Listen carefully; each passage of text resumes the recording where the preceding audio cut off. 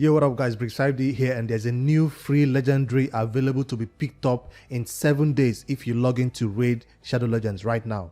Now, you do not need to log in every day, but as long as you do your logins before July 28th, you can pick up this free legendary called Deliana.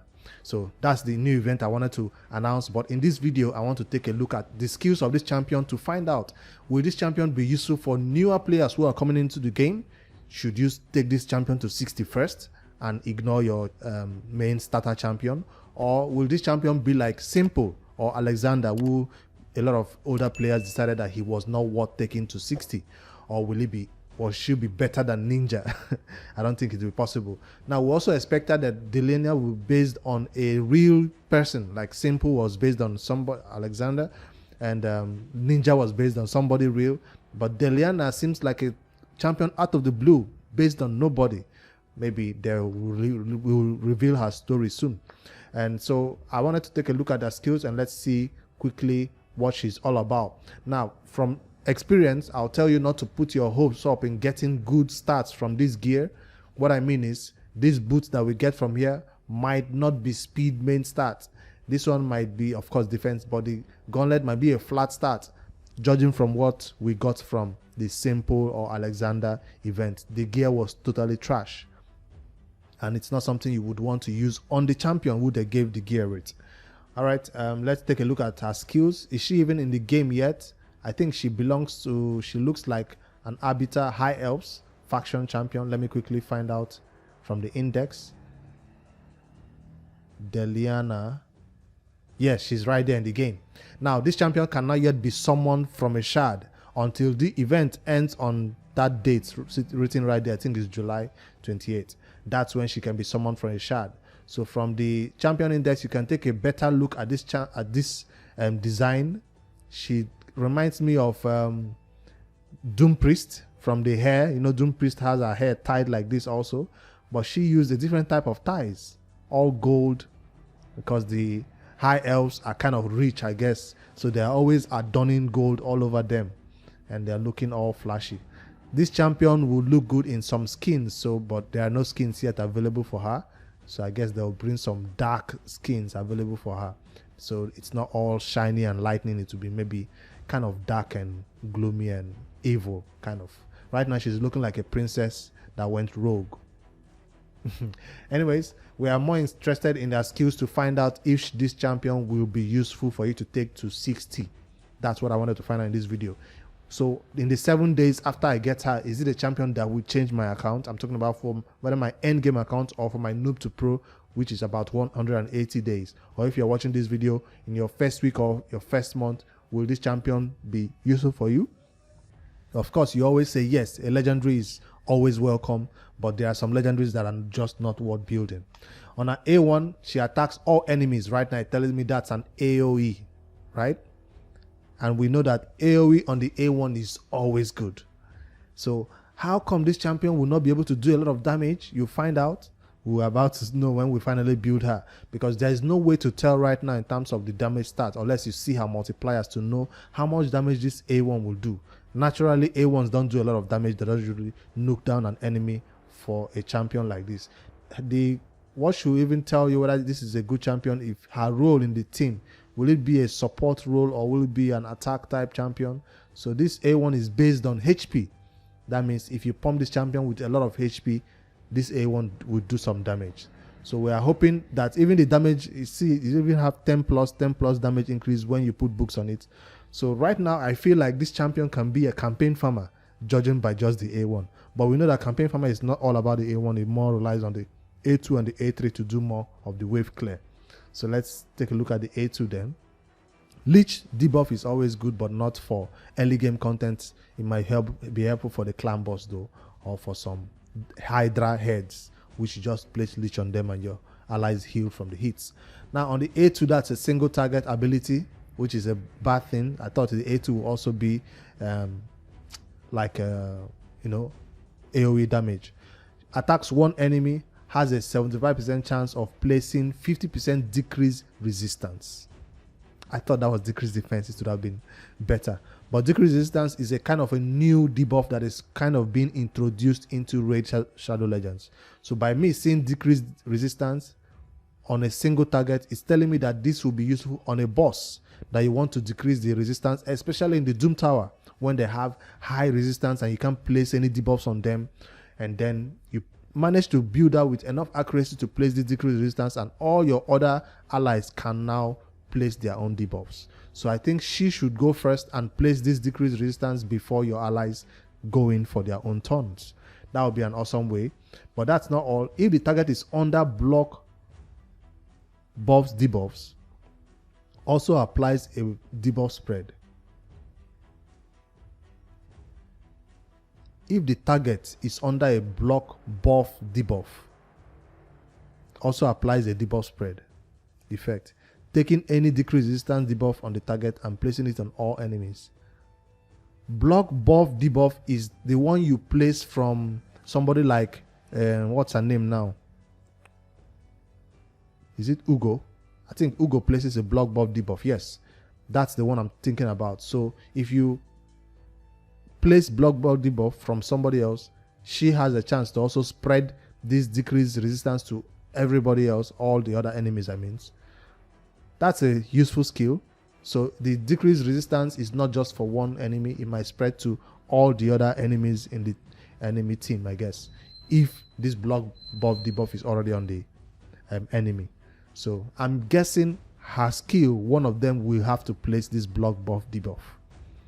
The person I was trying to think of is Umbrella Enchantress. Yes, that's the one I was thinking of. The best champion I know or I own that can do block buff debuff. Let's see the A3. Attacks all enemies. Yes, the A3 does place block buff debuff on each enemy for 2 turns. That means you want her to open with this skill right here. You want Deliana to open with her A3 so she can place this block buff debuff before she does the decrease resistance. But if you're just doing on a boss, just one single target boss, then you don't mind her opening with the A2. But if that's a lot of waves, I mean a lot of like a wave content, right? You don't want her opening with the A2, you want her going in with this first, so they don't buff off themselves, especially. Also heals all allies by 5% of their max HP for each block buff debuff placed by this skill. Of course, she's gonna place all 5.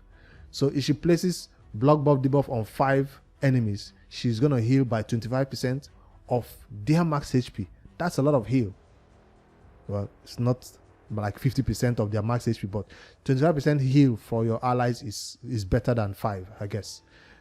Except some of the enemies get resistance or something, then you get 20% or 15% heal on all your allies based on their max HP, not based on her HP.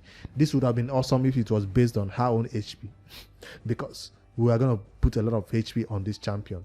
The damage on this A3 is also based on HP. Fills this champion's turn meter by 10% for each block buff debuff attempt blocked or resisted by the enemy team. So if none was placed, let's say you build her with low accuracy and she could not land this block buff debuff, it will fill a turn meter by 5, 10, up to 50%. That's not worth it. No, I say put accuracy enough on this champion to place her block buff debuff, and don't go for this turn meter increase. 50% is kind of low for turn meter. If it was like a 50% fill per one resisted or not placed, it would have been worth it. Build her with less accuracy to not land this. But hey, if you do not care about her resistance and you do not care about her block buff debuff, I say do not put any accuracy on this champion. This will make sure that she always gets this turn meter fill whenever she attempts to place this skill, which is on the 4-turn cooldown. It's kind of high though. It can be booked up to 100% these chances. Now she has a passive though. Increases this champion's accuracy by 2%, by 2 for every 1000 HP this champion has. That means if you have 100k HP on this champion, 2% for every 1000. That's a lot of accuracy right there. That's a lot of accuracy right there, because you do the maths, you know what I'm talking about. I don't want to do the maths, but to give her almost double her accuracy. That's what I think. Places a 25% buff on all allies for 2 turns every time this champion HP drops below 50%. That's also a nice passive to keep her alive so she doesn't just die. So it seems like she's a support unit, but from what I see, damage being based on HP, if this hits a little, and if this hits a little, it will be worth, building this champion with some crit rate and some crit damage if you're already at the end game. But hey, if you just want speed from her for us to get this turn meter feel, I don't see what she's bringing to the team, to be honest. This champion feels like a champion built for a special purpose. I'm talking about block, buff, debuff, which is extremely useful for the Hydra, extremely useful for some Doom Tower waves, and also the decreased resistance, which is extremely useful for Doom Tower bosses or some waves also. That is where this champion will shine. Boost her with a lot of accuracy, take her to the Doom Tower, take her to the Hydra. That is where this champion will shine, based on what my initial assessment of her is. Now, if you're going to be using her for general content, she seems like a champion who is awesome in a stun set. We know how we love our champions who have this A1 that attacks all enemies. That makes them a perfect candidate for a stun set. If you're going to be using this champion as your support champion for your wave content for the Doom Tower, where stun set is extremely important.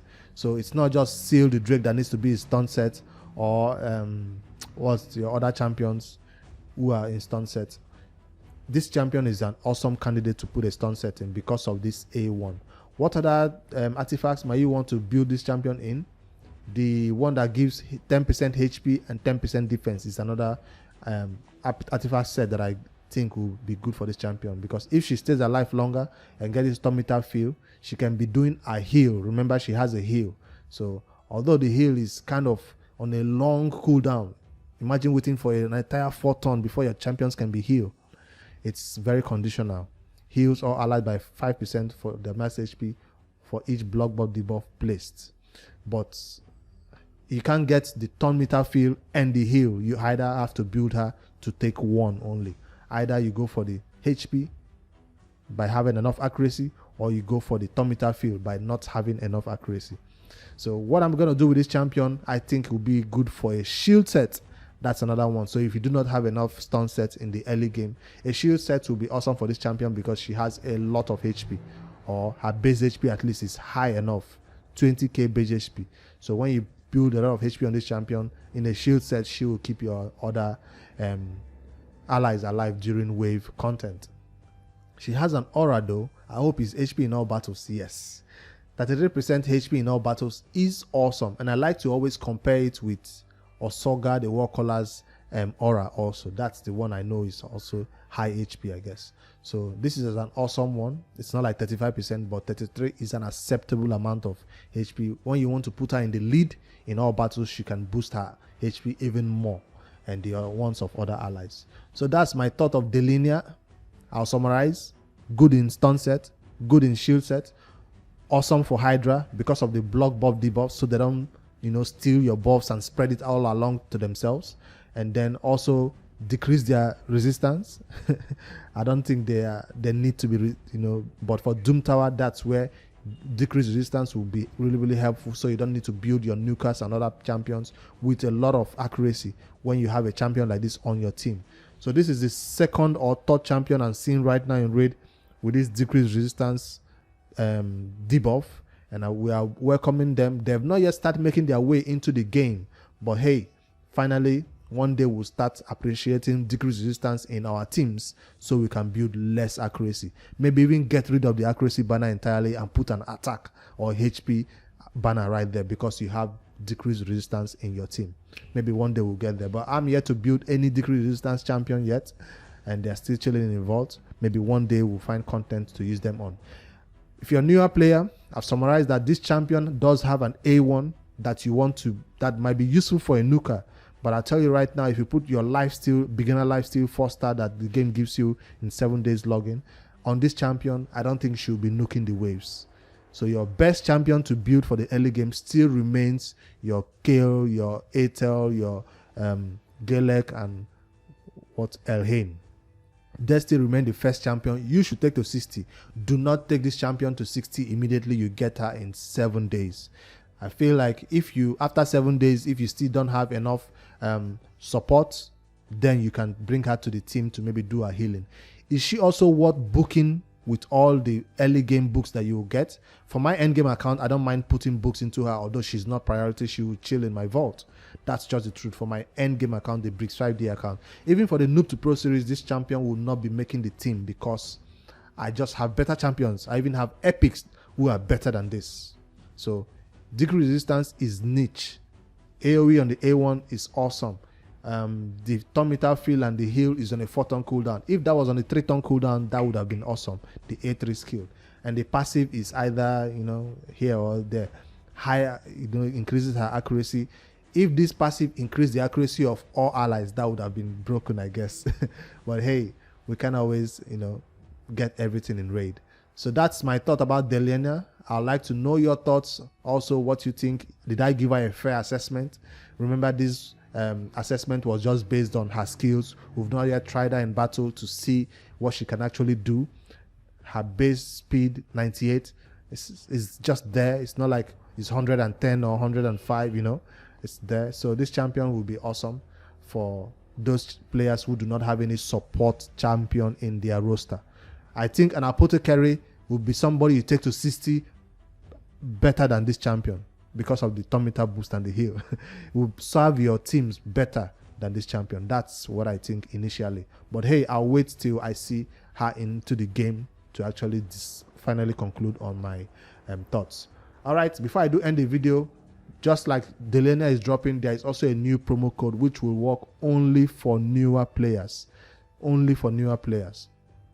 That means you just started the game day 1. So if you've been playing a day 2 or 3 or so, I don't think this promo code will work for you. So I'm going to show you the promo code right now. It's called My Deliana Confirm. It's not going to work for me because my account is old. So it's not going to work for you if you're 1 week into the game also. Don't be too worried about this promo code. It only gives you about 360k silver and 50 brews. I saw it in an Hell Hates videos. So that silver and the bruise was just for you to take her to 50 and also spend that silver by taking her on using all those brews to take her to 50. That's what it's given to you for. It's not like you're gonna get a new champion from that promo code. All right, that's all I have for you guys. I just wanted to take a look at this champion that is dropping into the game. Log in daily, get her. Remember, she's available for you to pick up till July 28th. Even if you can't log in daily to get her, you have to skip some days. And as long as you do it before July 28th, it's awesome. Is this a good time to start a new account for Raid Shadow Legends just to get this champion? I don't think she's as good as Ninja. You're not going to be missing out on her. And remember, this champion is not exclusive. She's not like this is not the only way to get her. After this event ends on July the 28th, she will be available in shard pools. So it's possible that after getting her, we can still get her from ancient shard or sacred shard pools. So she's not void affinity or anything, right? So she's just a normal champion that we can get from other shards. All right, that's what I think about Deliana. I can't wait to see her into the game and actually see her live in action to see if my initial assessment was wrong. I always stand to be corrected in these videos because we don't know it all, right? Hit that like button, subscribe to my YouTube channel. I do Raid Shadow Legends content. I also have a promo, no, not a promo, a giveaway going on right now for an end game account that has a lot of champions. I'll pin the video right there if you want to take a look at that account. And how you can join that giveaway is just by subscribing and joining the Discord to let us know that you want to be part of the giveaway. I'll see you guys in the next Raid Shadow Legends video. Later, guys.